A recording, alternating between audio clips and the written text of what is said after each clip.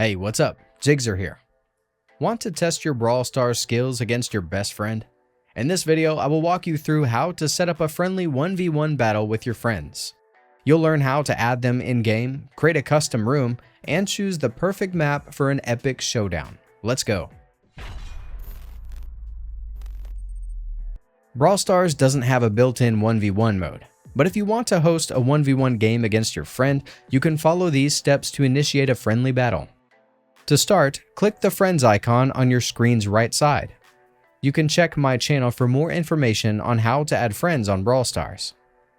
After you have added the friend to the game, click on the 3 lines menu and navigate to the Friendly Battle option.